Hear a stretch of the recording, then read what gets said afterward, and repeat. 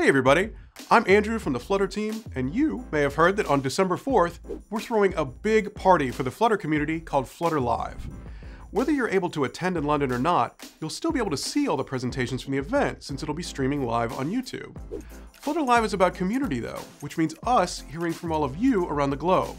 So after the presentations conclude, the stream will cut to me, live from London, answering your questions during the Ask Flutter post-show.